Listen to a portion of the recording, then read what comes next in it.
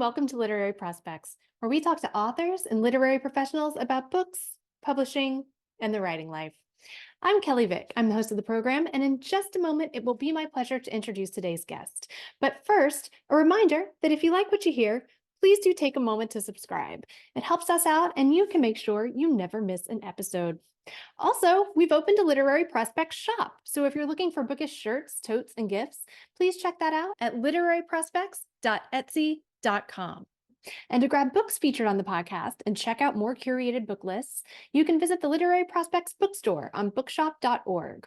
We'll leave all those links below in the show notes. And now, let's introduce today's guest. Tess Callahan is the author of April and Oliver, and most recently, Dawnland. Her essays and stories have appeared in the New York Times Magazine, Writer's Digest, National Public Radio, Agni, Narrative Magazine, and elsewhere. Her TEDx talk on creativity is titled The Love Affair Between Creativity and Constraint. Tess is a graduate of Boston College and Bennington College writing seminars, and she teaches creative writing and meditation. A dual citizen of the United States and Ireland, Tess lives with her family and her #1 life coach, her dog. Tess Callahan, thank you so much for joining today to talk about your brilliant new novel, Dawnland. Author Taryn Fisher says, occasionally a book burns into your occipital lobe, unable to leave you. How do you stop longing for something you can never have? Dawnland is a poignant reminder that the longings inside of us never go away. Tess Callahan killed me softly with this book. Author Alan Watts says, Tess Callahan writes with furious urgency about yearning and desire. Emotionally powerful, Dawnland explores questions of betrayal, guilt, and loss, and the high cost we must pay for genuine freedom. The ending will stay with you long after you turn the final page. And author Karen Dukas says, Tess Callahan works magic in her novel Dawnland, writing with mesmerizing lyricism and wisdom about an extended family's fraught week on Cape Cod. Dawnland is a deeply intelligent story about marriage, parenting, adolescence, and the challenge of reckoning with one's choices. I loved it. So, with that, what can you tell us about Dawnland? How would you describe it? Well, first, I just want to say thank you so much, Kelley, for having me here on Literary Prospects. It's a real honor and pleasure. Dawnland is a book really about all kinds of love, I'd say parental, sibling, romantic, love of nature. It takes place during a 1-week annual family reunion on Cape Cod. This particular family has lots of secrets stuffed down. They do this vacation not in your typical style of a family goes to the beach every day and relaxes. They keep up a breakneck schedule of excursions. They do whale watching, ocean kayaking, charter fishing, biking, almost as a way to not have to talk to each other. But of course, that happens anyway. And during this particular week, a lot emerges, and there's some pretty calamitous effects. So as these secrets unfold, the characters have the opportunity to get defensive and contract and harden towards each other, or to open and soften and actually be authentic. And different characters make different choices in that regard. So they all end up in quite a different place than they start. What was the spark that started this story for you? The setting came first. So I have vacationed on Cape Cod for over 25 years, actually doing this particular week of family reunion week, which I am actually at right now as we speak. Thank you for joining us during your Cape Cod week. I should say, however, that the family in the book is not my family. But the setting is very familiar to me. And then for the last 8 years, I have lived part-time in Giroux on Cape Cod. So for in the beginning, this particular setting in Truro kept coming to me in my dreams in very numinous and beautiful way. And so I always pay attention to my dreams, particularly Mhm. with regard to writing. And then the characters walked in, and they happened to be the characters from a former novel that I wrote, who I thought I was completely done with. So then I had the characters in the setting, and I just let them loose on the page and see what, so, tried to see where they wanted to go, which was quite a ride, as it turned out.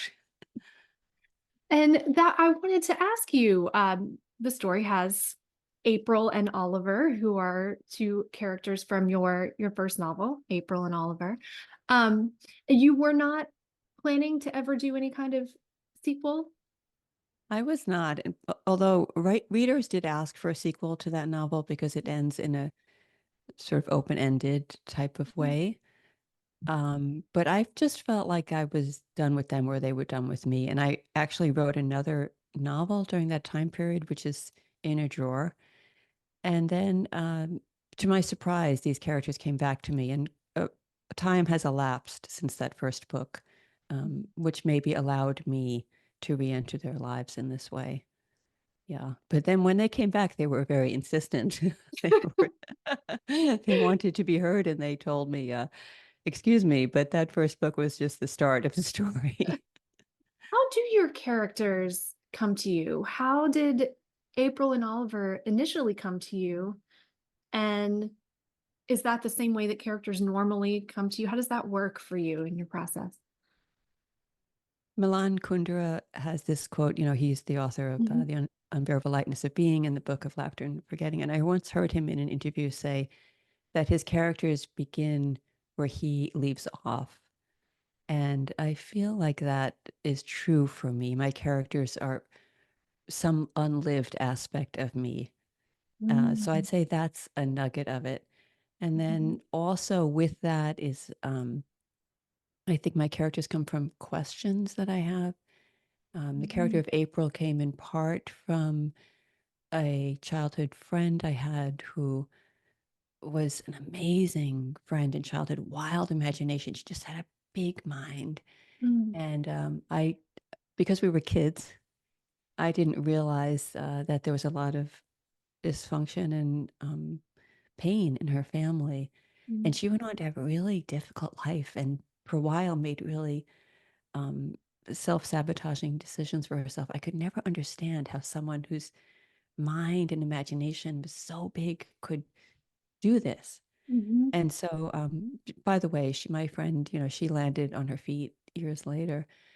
But so I'd say my characters also come from my questions and my trying to figure things out and maybe redeem things in a way.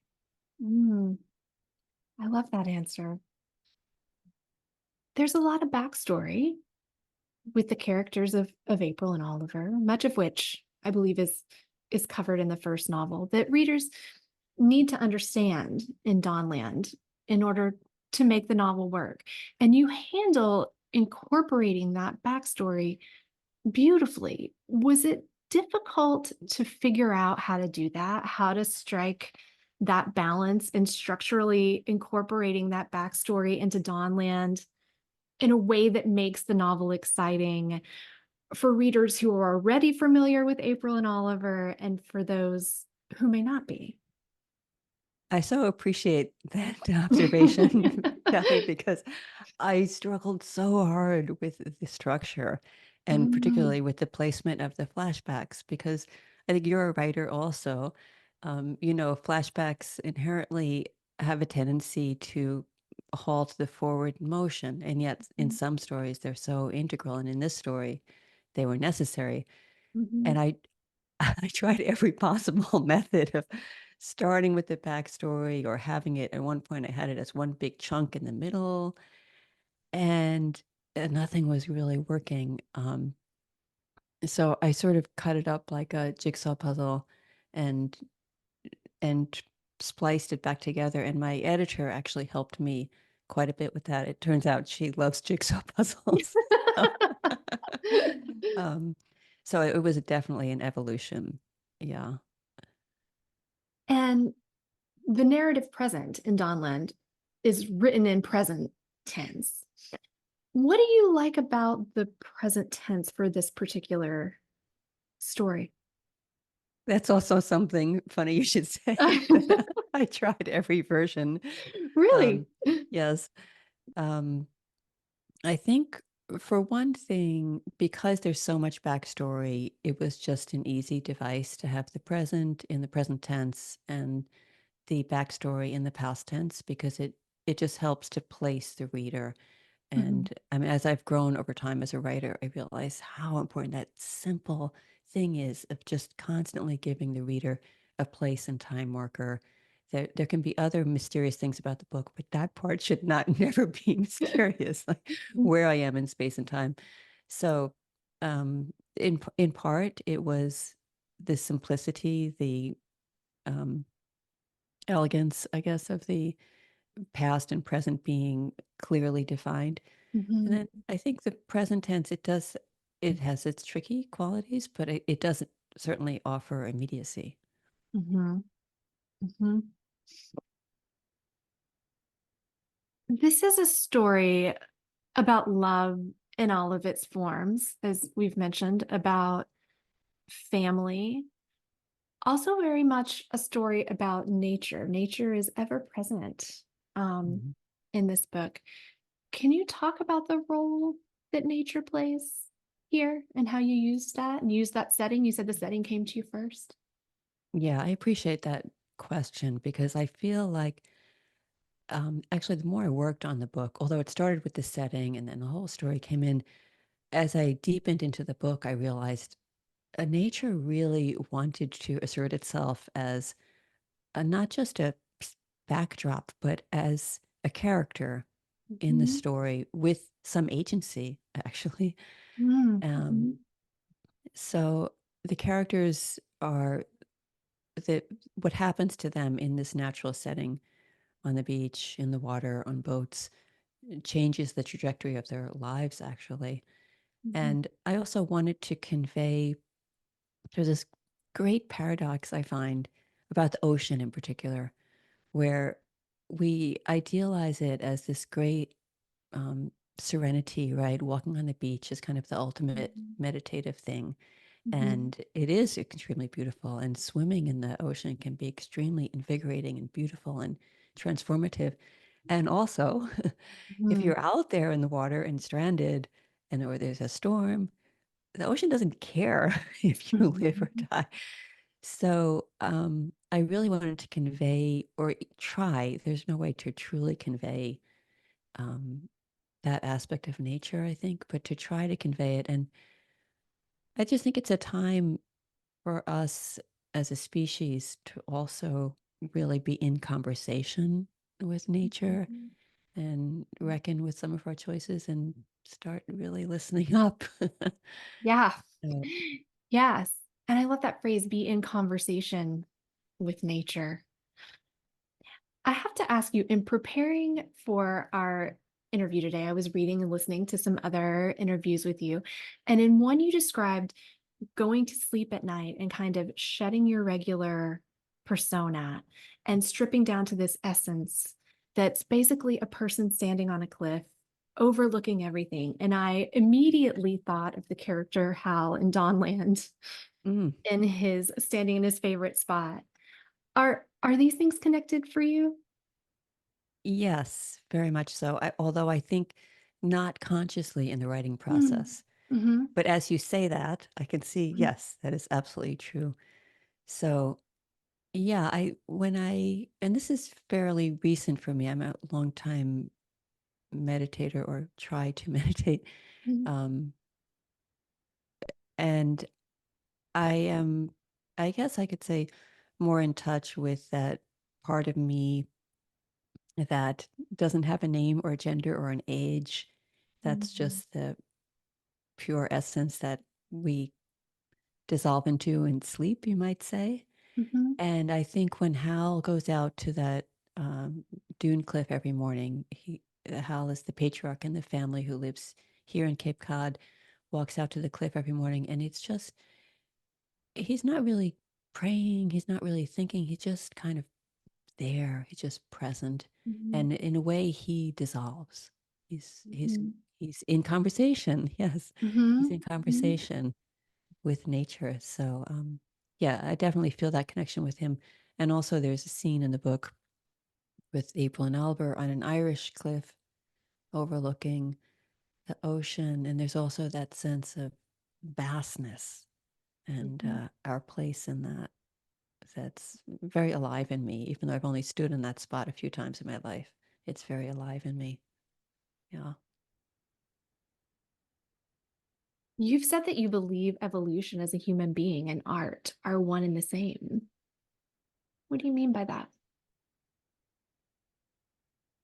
Yes. I used to think that my writing was one thing and my growth as a person, my explorations with meditation were another thing. And I realized that is actually not true. For me personally, it's very much connected. And so the questions I'm pursuing in my writing um, are connected to my edge of my growth as a person.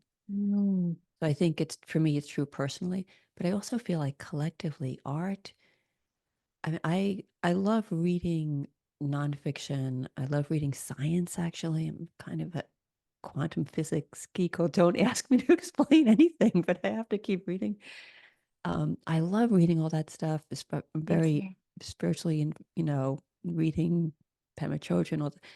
But I Mhm. have to say, the ultimate thing where truth just like gets me like an arrow in the heart is through art. Like Mm. those moments where I'm unguarded and it's a painting or it's a line in a book or music, and Mhm. it just I'm not prepared, and it just the truth just lands. I feel like true art is really the ultimate conveyor of truth. Yeah. Yeah, for me anyway. Yeah.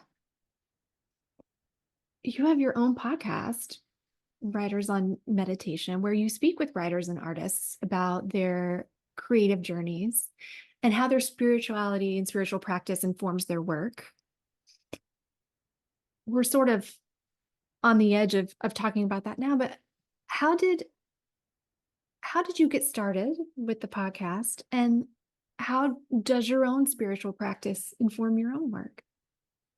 Well, that's a funny story because I did a 2-year meditation teacher training program with Tara Brock and Jack Cornfield, who are big experts in meditation. I did it not because I wanted to teach meditation, but I figured the best way to learn to become a better meditator was to learn to teach it. So That I makes did sense to me. I did this course. It finished just as COVID was starting, and my only thing I had left to do was the practicum, teach a 6-week class. So I planned to teach the class and then never teach meditation again. Um, and of course, the class went to Zoom instead of in person because of the pandemic. And wow, it's so intense because people came to it so raw and afraid. And it was just at the beginning of the pandemic. We didn't know anything about the scope or the consequences. So it was a really powerful experience. And then, but still, I thought it would be the 6 weeks and done. But people asked if we could continue with the drop in class, just meditate once a week, not so much instruction, just to sit together. So I did that. And then people asked for recordings. So I started recording it when they couldn't come. And then they asked for a place to put the recordings. So I did a podcast um, that was just for us. And it really like just was very small for almost a year. And then something happened and people started discovering it.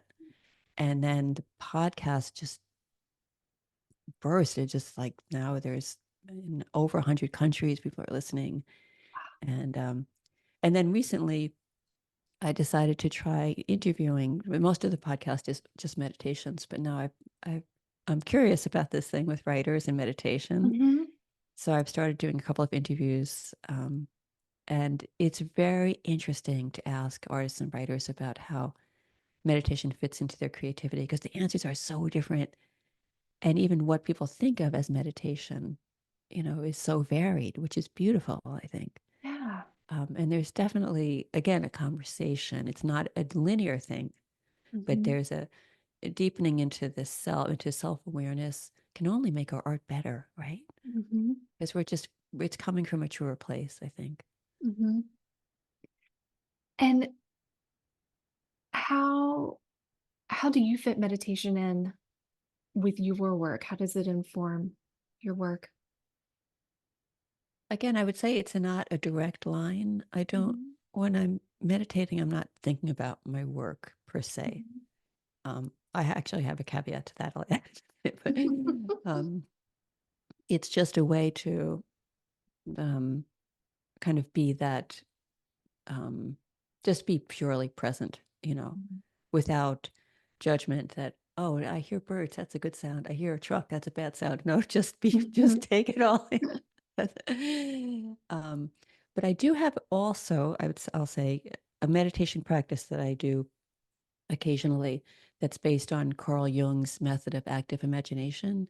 Mm. And that's sometimes if I'm stuck with a scene or even if I have a dream that I can't work out, I'll go back into it meditatively in my subconscious and I will let the scene play out or I'll talk to the characters, I'll ask them questions. And this is like in a sort of twilight state. So I'm not quite sleeping, I'm not quite awake, Mhm. but I'm just letting my mind be relaxed and not contracting too much around outcomes. If I try to force an outcome, the character will run away. Mhm. um, so that is more of a direct line with my creativity, I'd say, and that's been very interesting. Yeah.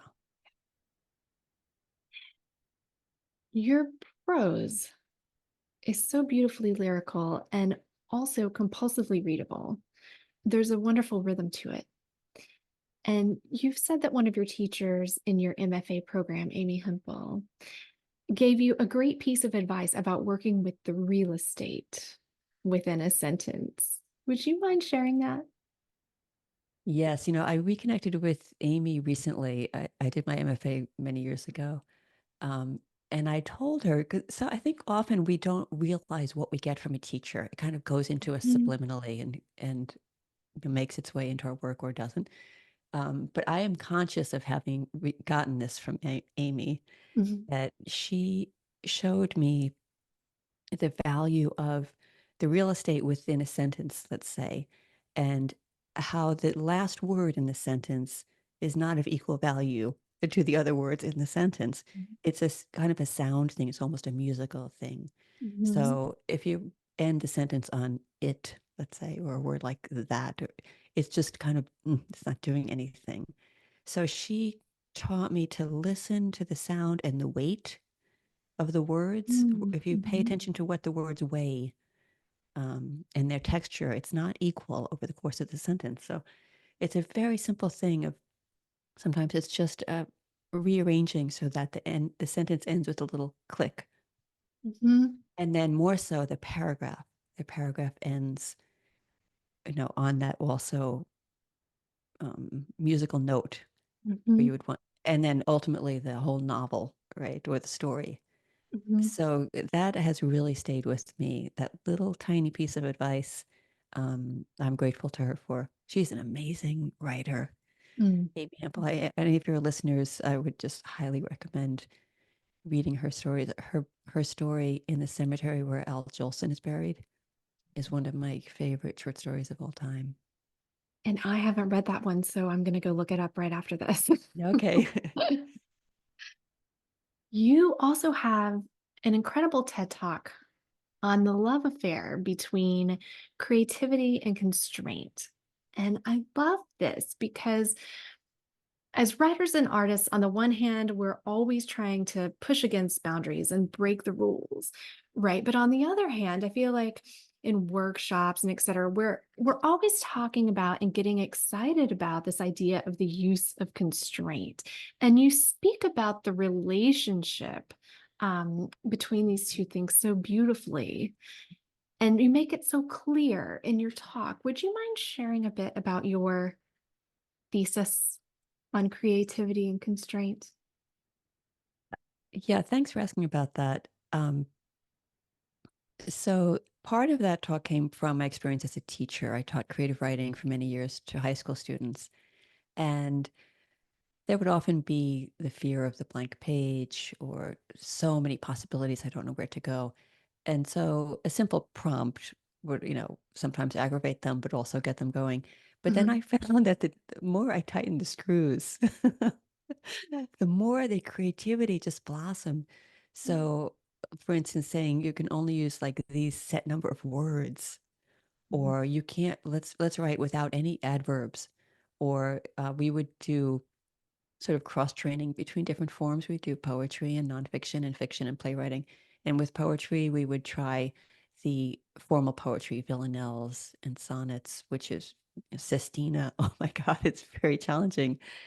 And so they would tear their hair out and then they would get really excited because of the pressure of the constraint would just open up this creativity in them. Mhm. Another thing I would do with them would be it's a different kind of constraint. I would pair them up, or pretty soon in the class, people would get to know their strengths and each other's strengths. Like, oh, that person's really great with dialogue. That person's really great with description. So we would identify like, what's your signature strength, and then the Mhm. next assignment would be, don't use that at all. So Wow. if dialogue is your strength, write your next thing with no dialogue. Mhm. Um, and that would drive them crazy too. But it actually forced another kind of creativity and made it also encouraged some kind of self-awareness, I think, in what they were leaning into as Yeah. writers, which is a real danger, I think. We get good at something, we lean into it. Mhm. So the TED Talk really came from my fun with them.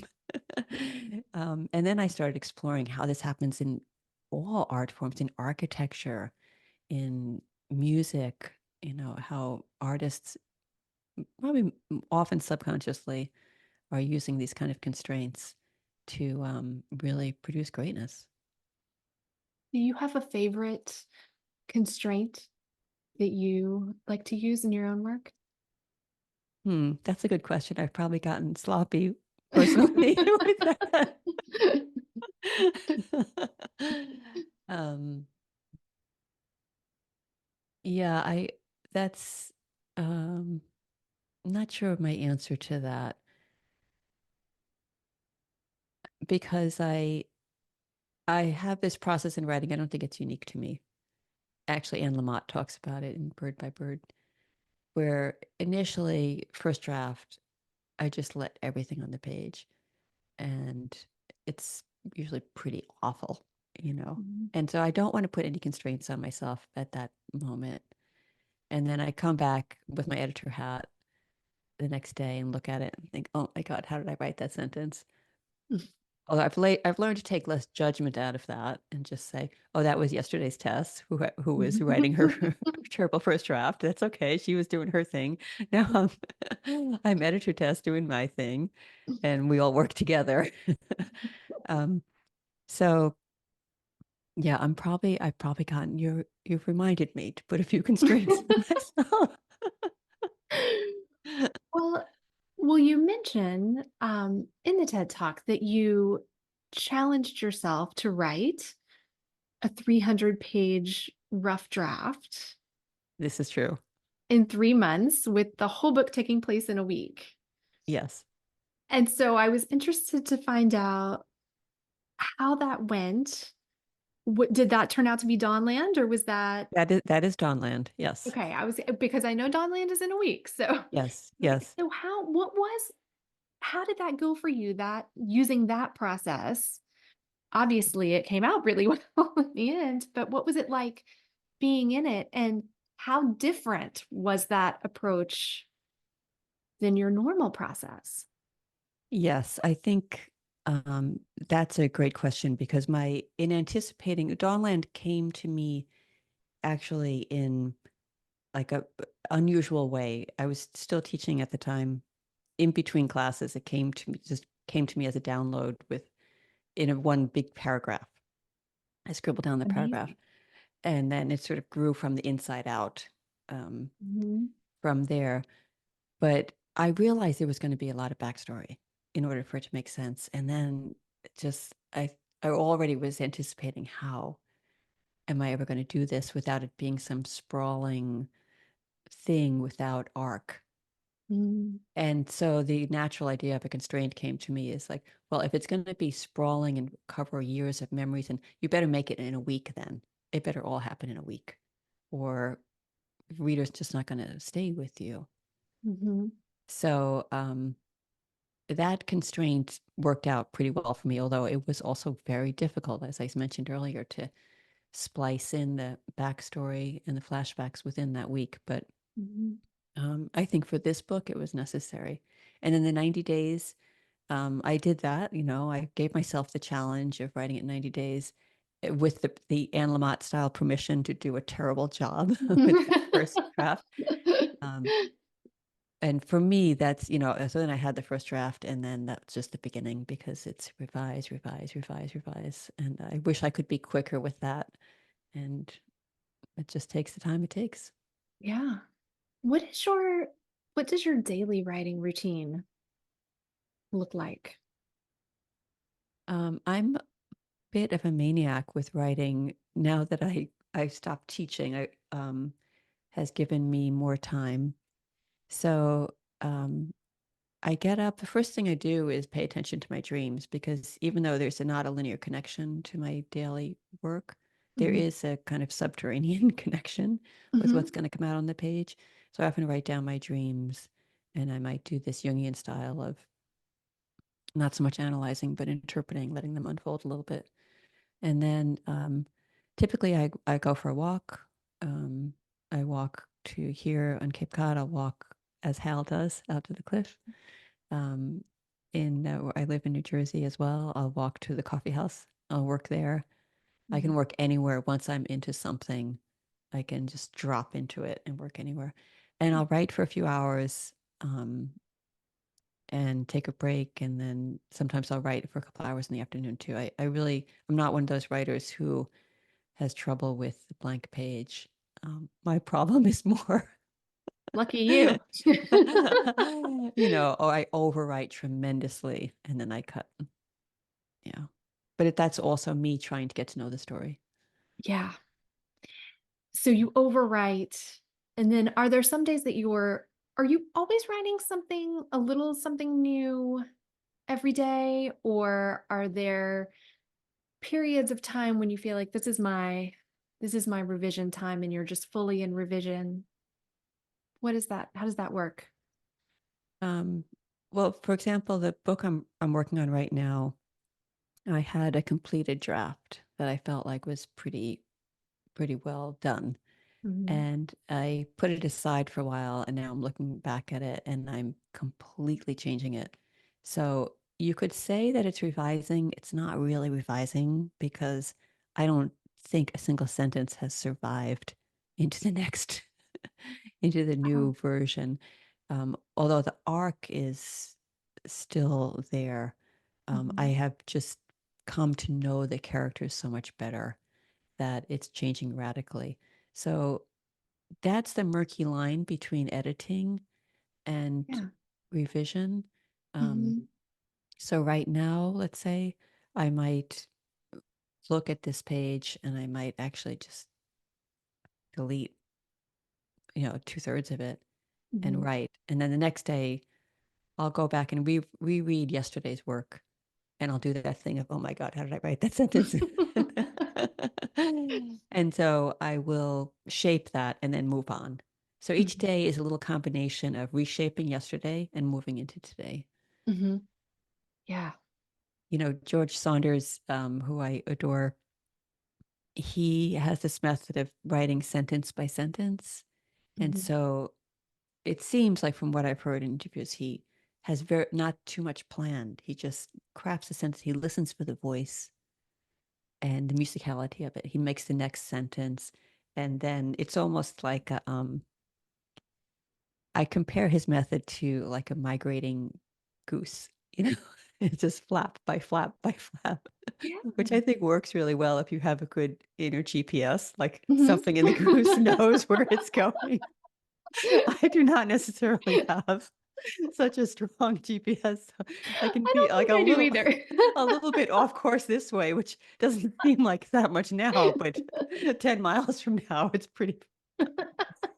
So, um, so I do that kind of like reevaluation of the sentences each day, and then I go into the new stuff.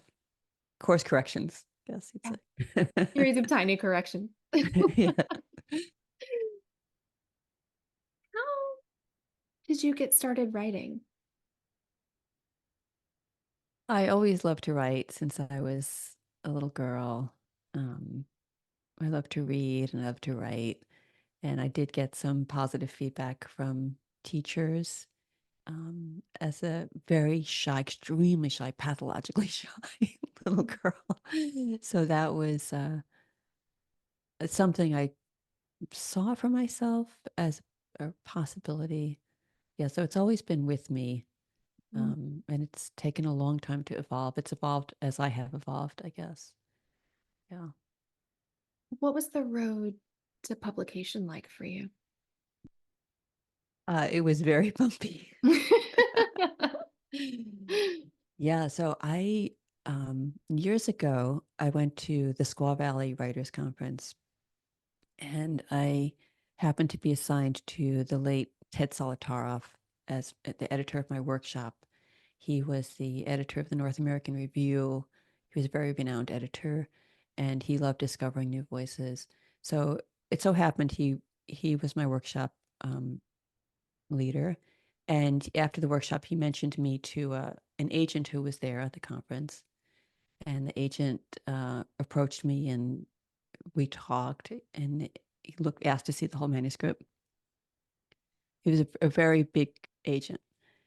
And so he signed me on. This is the beginning of my very bumpy road. He signed me on, no changes asked. And he said, we're going to auction this book.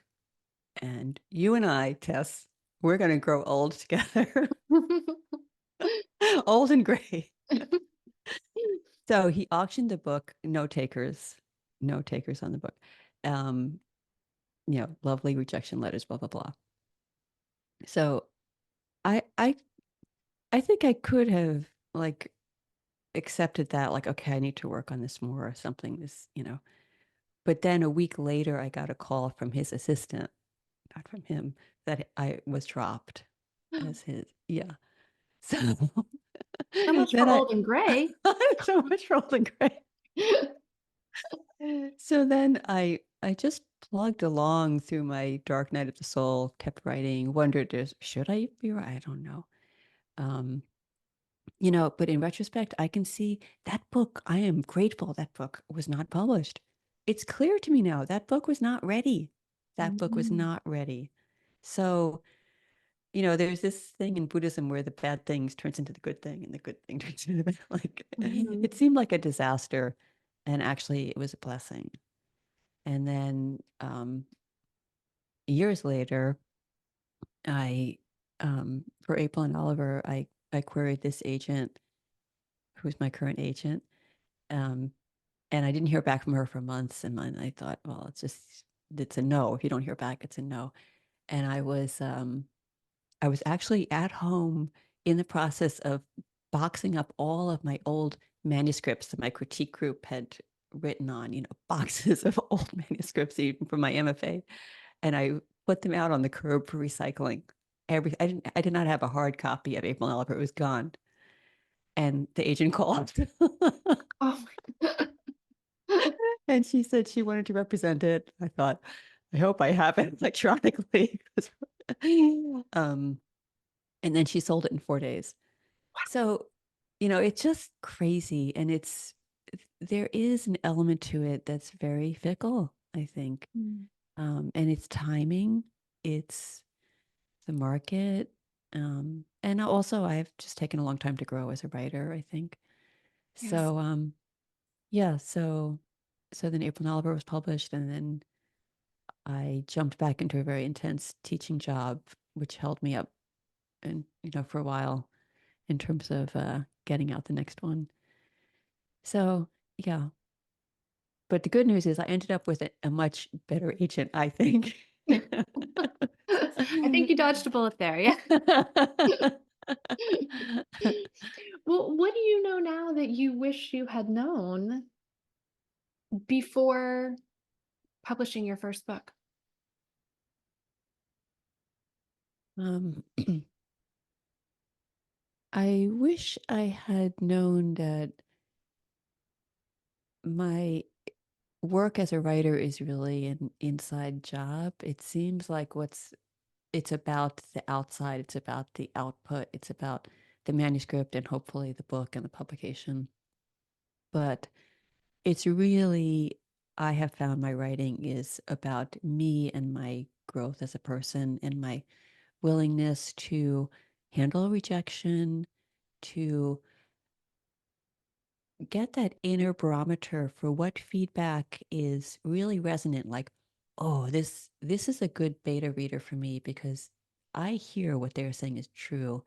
Mm, And the beta reader who is like, mm, they're a really smart, good reader, but they're just not getting what I'm trying to do, mhm, and distinguishing that. So, mhm, being patient with that process, I wish I had known to just be patient and that it would take time. There was really no replacement except time for learning to separate. Now I can immediately recognize when someone's telling me something that's true, that's not working. And mhm, then there's an in between thing where they're saying something that they're pointing to a part of the novel or the story that's not working, but what they're asking me to do or suggesting is actually not it, mhm, but mhm, they are onto something. So mhm, there is this middle ground too. mhm, So I wish I had known to just ride those waves, be patient, keep attuning my ear to the feedback, and then be open to a feedback that's not what I want to hear. You know, I have hired two outside editors in my life as a writer. mhm, One was probably very similar to me in sensibility. And so she loved what I loved, and the whatever poetic or lyricism, she brought that up. But actually, I that's not what I needed. I needed a corrective, you know. And then mhm, another person more recently who I hired, he's not at all like me as a writer. He's come from a screenwriting background. mm. And his it was totally Socratic, like, why did you make this choice? And why is this placed here? And I was like, God, I can't answer these questions. And I immediately knew he was right because I couldn't answer. So I would say I could not have taken that feedback earlier in my career Mhm. in myself when I wasn't really sure um, what feedback was resonant. But now I have the ear for it, and I also have the resilience to take the really tough feedback. You have a favorite piece of advice for aspiring authors? I would say to let your characters drive the car, um, even if they're terrible drivers and you are sure they do not know where they're going. Just stay in the back seat and let them drive and take notes. And that, for me, that is what works, even though it can be very messy. The more I try to take the wheel, the more it starts to feel like something I am trying to craft and an outcome I'm trying to make. Mhm. So I would advise all of your writers out there to just really trust your characters, let them reveal themselves to you, let them surprise you. Maybe they're taking that turn that you're like, wow, this is going nowhere. And then some whole scene opens up that you could not have anticipated that could only come from them. So that would be my advice. Trust them. Great. Traditional last question.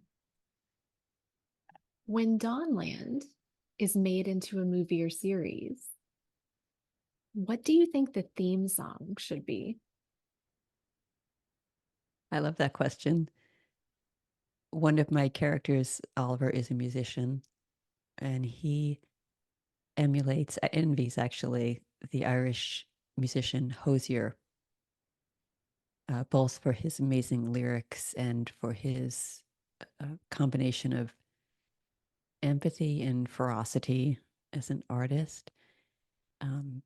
He has a couple of amazing music videos that I would recommend to your listeners because I think they have an application for writing. One of them is for his song Movement, Mhm. and the other is Disselby Part 2. And in both of these music videos, the character is there are multiple versions of the character in the music video reflecting back on themselves. Oh, So cool. it's almost like there's this book called The Symphony of Selves by James Fadiman. It's a nonfiction book about the different parts of us who are in the driving the car at different parts of Mhm. our lives or different moments in our day, Mhm. and how that switch happens and if it's conscious or subconscious. And I think it's very interesting to notice in our characters Yeah. the the forces that are working with and against within themselves um, is really powerful. I think those two music videos bring that out. So I would say that's a long answer to your question. I love it. I would say Hosier's song "Movement," which is actually mentioned in the Mhm. book, and April and Oliver actually danced to that song. Tess Callahan, thank you so much for taking the time out of your Cape Cod vacation to join today. It has been a real honor and pleasure talking to you. Thank you, Kelley. I'm really happy to be on Literary Prospects, and I wish you well with your podcast and also your own work. Looking Thank you. forward to hearing what comes from Kelley Vick. Thank you. Thanks for joining us on Literary Prospects. If you liked what you heard, please subscribe and leave us a review. We'll see you next time.